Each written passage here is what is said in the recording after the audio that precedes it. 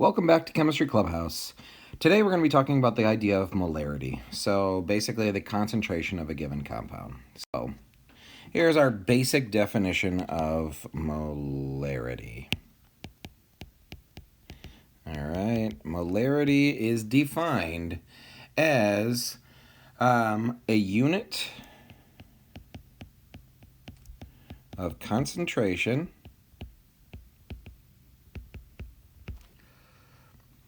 expressed as the number of moles of dissolved solute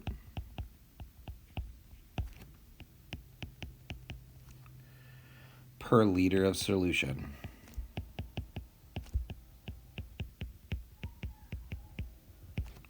Now obviously we got a few concepts in here. So we've got concentration, we've got number of moles, we've got solute, we've got solution.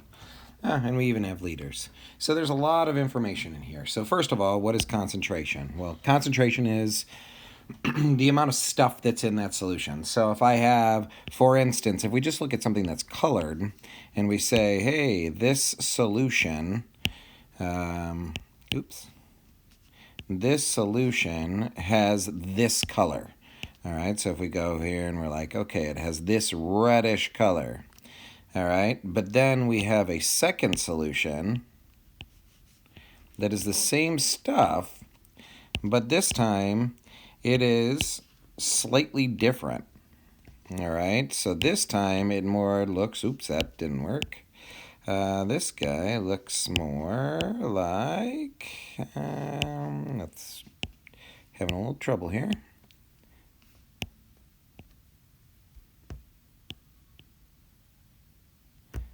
Ooh. All right, maybe looks like this. All right, so this is the new concentration.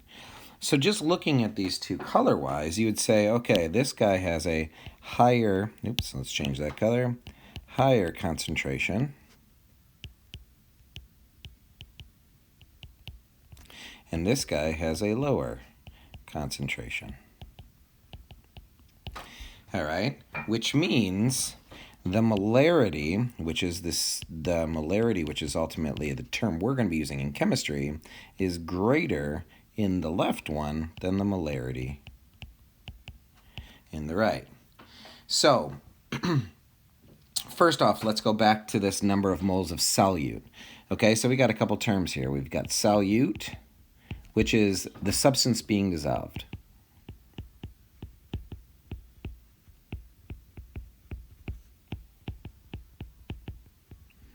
We have the solvent, which is the substance doing the dissolving. So usually the liquid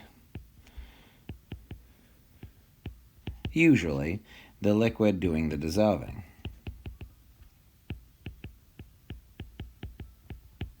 All right, and like I tell my class, is the universal solvent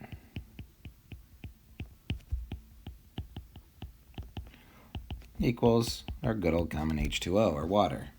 All right, and then the solution is the combination of them. So these two on the left are considered a solution. So it's basically the mixture. So the solution is that mixture of solute and solvent. So that whole grouping, so that red liquid on the left and that pinkish liquid on the right, those are considered solutions that have a solute dissolved in the solvent. Okay, so let's look at some units. All right, units are very important when we talk about molarity. All right, so with molarity, it is referred to as the moles of solute divided by the liters of solution. Okay, so we're going to give these all symbols. Okay, molarity is going to be M. Moles, which when you do them in gas laws or you do them in molarity, we refer to that as N, or the number of moles of just the number of moles. And down here, the liters of solution, that's going to be our volume, always given in liters.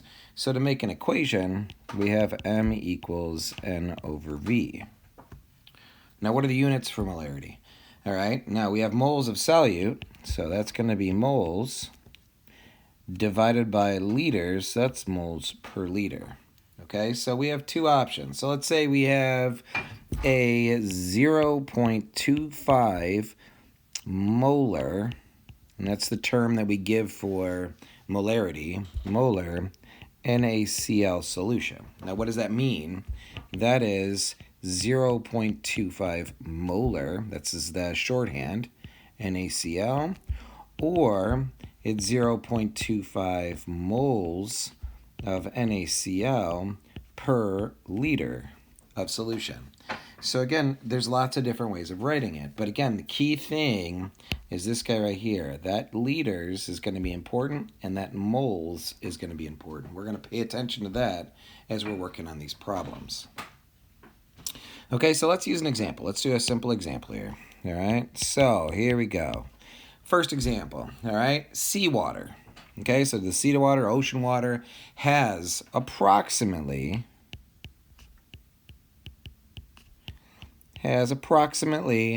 28.0 grams of NaCl per liter of solution. All right, so what's the molarity? Okay, so if we're using this information above, we know that we've got a couple of, we're going to write down what we know. So we know our mass is equal to 28.0 grams of NaCl. Our volume, or our V, is equal to 1 liter. All right, now if you notice, we do not have molarity, we don't know that, and we don't have N, so we don't have that. So our equation is ultimately going to be m equals n over v. We only have one of those. We only have that volume. So we have m, we have nothing here, we have nothing on top, and we have 1 liter. Okay, so can we get moles from any of the information we have here? And the answer is yes. All right, we have this guy right here. This can be converted. So we can do dimensional analysis to convert that. So we've got 28 grams of NaCl. We'll look on our periodic table and we see that Na, we add up the Na and we add up the Cl, and what we end up having is 58.5 grams. So we're going to go 58.5 grams of NaCl per 1 mole of NaCl. Well, what does that give us? Well, now we do that 28 divided by the 58.5, and what do we get? 0.48 approximately. 48 moles of NaCl. I'm running out of room here, I apologize. Well, now we have this equation over here. All right, if we move this guy, I'm running out of room, let's move it a little bit. So we've got this equation here.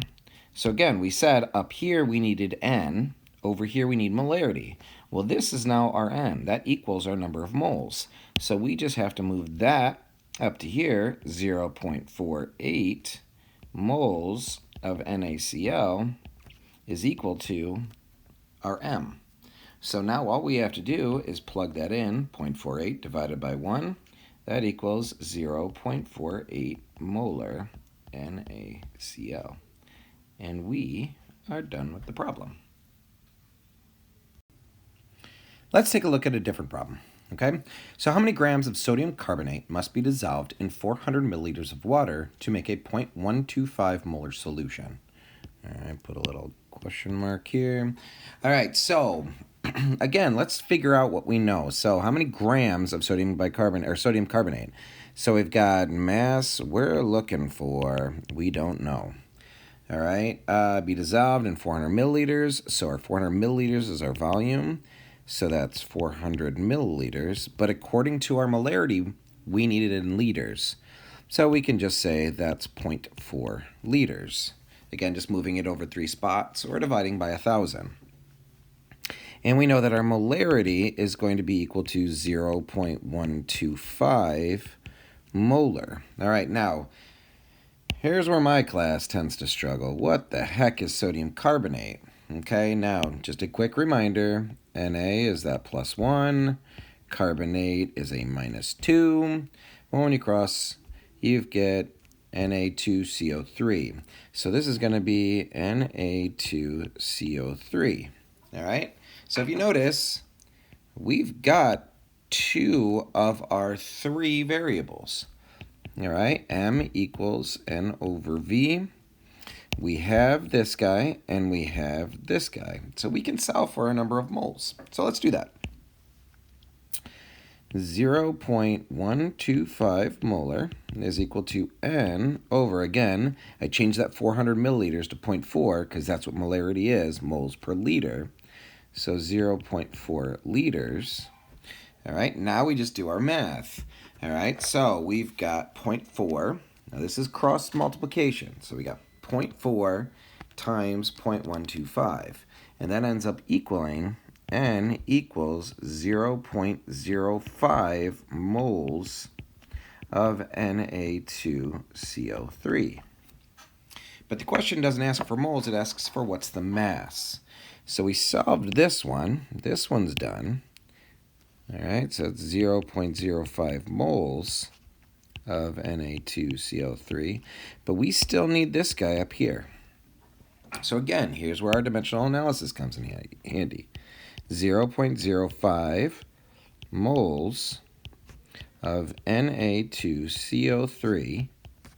All right, what goes on bottom? 1 mole of Na2CO3. And then we can do the math here. That Na2CO3 is going to be that 106. I mean, it's 105.99. So let's put that in there. 105.99 grams of Na2CO3 per 1 mole. Na2CO3. And then all we do is multiply that out. 0.05 times 105.99, and we get 5.30 grams of Na2CO3.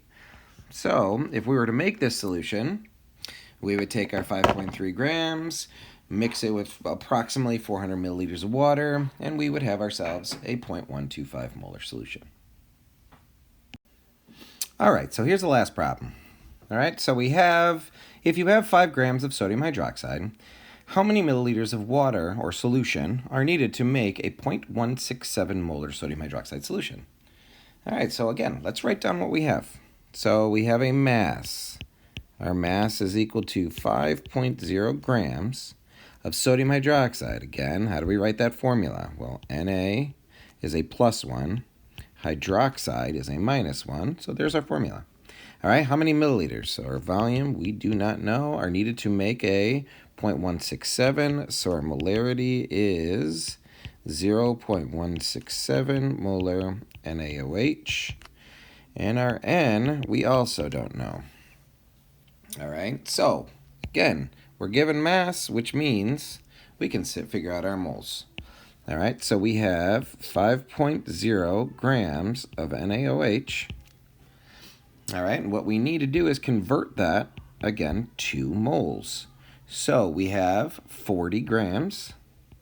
Again, we look up NaOH on our periodic table, and we have 40 grams of OH for every 1 mole of NaOH.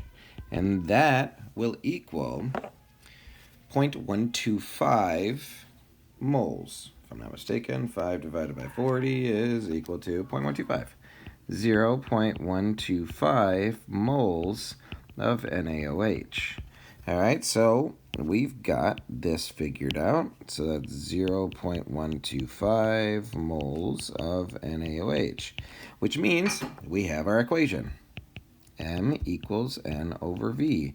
The only variable we don't know is that volume. So now we can plug everything in. 0.167 molar NaOH is equal to 0.125 moles of NaOH over V. And our V, again, we cross multiply.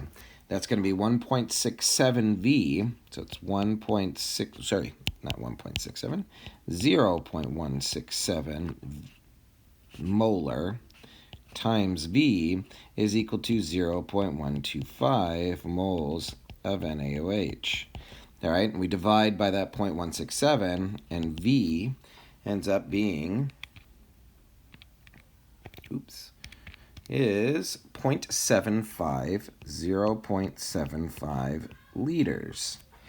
Now the question doesn't ask for liters, it asks for milliliters. So again, we can multiply that by 1,000, and we end up having 750 milliliters of solution.